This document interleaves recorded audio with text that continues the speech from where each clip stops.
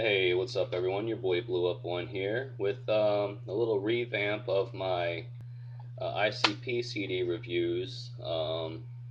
First up is, of course, Carnival of Carnage. What I want to do in this video is basically read, uh, what the Carnival of Carnage is all about, and then some of the thank yous, how they go on that, and I guess I'll go through the track by track review of just trying to break down each track maybe a little bit and check out the video I'm responding to. It's my original review where I just speak a little bit about the album and the era of and what ICP was going through at the time and shit. So let's get to it. This is the remastered re-release or whatever. It says 93 to 2005 on the back here. So, let's get to it. Carnival of Carnage says, "Welcome to the show, the traveling ghetto. No longer will the ghetto just be that slum that you keep your kids away from, that slum that you drive through pointing and gawking at. No longer will the ghetto just be that slum you hear about on the news and think, thank God that shit don't happen around here. If someone from this hellhole wanders into your punk ass neighborhood, he is quickly noticed and harassed by some fucking pig or something, and shunned back into the home you've given him. As you watch the kids play in the park on your street, you never even think about the kids in the ghetto. You might say to yourself, do they have parks? Do they even have kids in the ghetto? Fuck it. That ain't my concern. If you don't care, who does? Not them old jackoffs in the White House. Shit, last year we lost more lives in Detroit due to urban violence than we did during Operation Desert Storm. So for 10 months we sat in the desert jacking off, spending billions on bombs and shit, while right here at home motherfuckers were dying every night. So if some sap stubs his toe in Cuba, we'll send over a few thousand tanks to make sure his punk ass is okay. Right here, though, we are dying and killing each other off in our own country because of what I call ghetto insanity. When a boy grows up with crack smoke being blown in his face, tripping over dead bodies on his way to school, and uh, and over, getting his ass beat by an overworked drunk father, chances are he won't turn out to be a doctor or lawyer. Instead, he will become one with his environment, which is only natural. If one is raised by a pack of wild wolves, he will act like a wild wolf. If one is raised by a pack of wild crackheads, he will then become a wild crackhead. The only situation is to end this environment. We must eliminate all poverty stricken neighborhoods. This way, there will be no more products of the ghetto.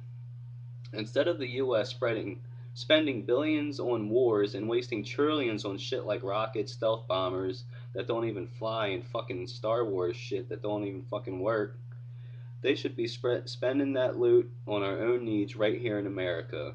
Instead of sending our troops to fucking Guatemala or some shit, bring them to our own neighborhoods in need.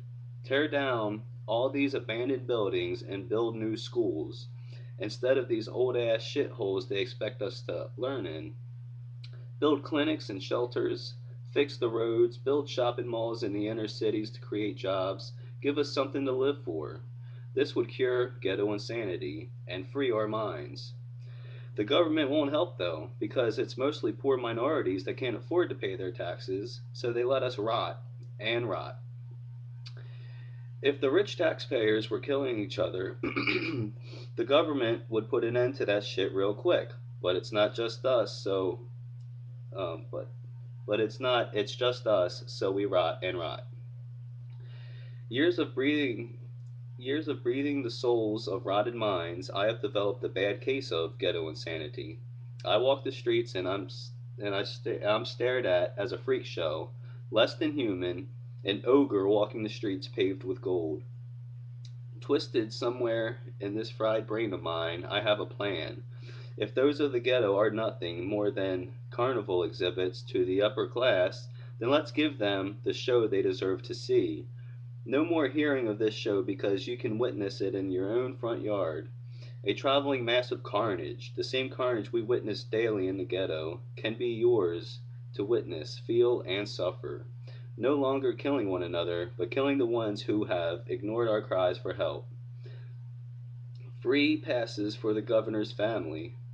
In exclamation marks there. Like a hurricane leaving a trail of destruction, the ghetto on wheels, bitch. My views may be ugly, but so are the bloodstains on the streets I roam.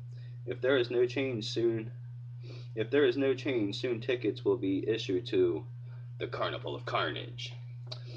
Violent J. And then goes on to say the extra special thanks to the Almighty Creator for giving us the gift to entertain.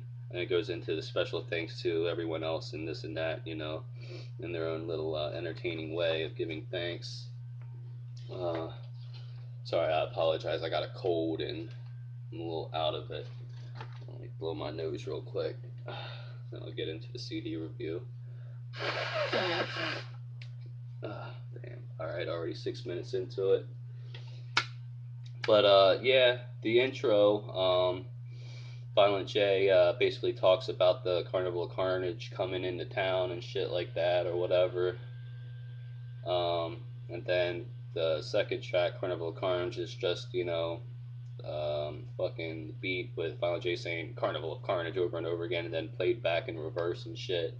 And it's like it's a song that is basically the same if you play it in reverse.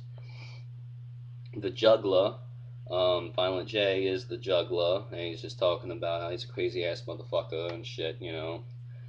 Um, First Day Out is the tale of when Violent J first gets out of jail. Um, Good old school shit right there. Redneck Ho is a funny track talking about fucking a redneck hoe. Wizard of the Hood is a funny tale of when Violent J. This is like he had recycled this track a couple of times over, and what finally ended up on Carnival of Carnage before he actually made a whole album, concept album about it, like back in 2000 or some shit. But yeah, Wizard of the Hood, he falls asleep at a party all fucked up and has this dream where he goes, to the land of Oz and shit in ghetto style. Guts on the Ceiling is basically talking about how like his body parts are all over the city and shit like that.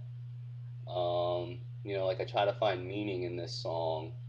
It could just be some like wicked horrorcore or whatever of someone who committed suicide and his fucking guts are all over the ceiling and shit, and like all over the town and whatnot. Maybe he's just saying that like, oh fuck, I got a cold. Shit like the ghetto fucked him up so bad that he's just like all over it and can't fucking get away from it or some shit. I don't know. Take it for how you want it. Maybe it's just horrorcore and I'm trying to make something out of nothing. Is That You with Kid Rock is basically just wanting to get a big name on there. Kid Rock was very, very big in Detroit at the time.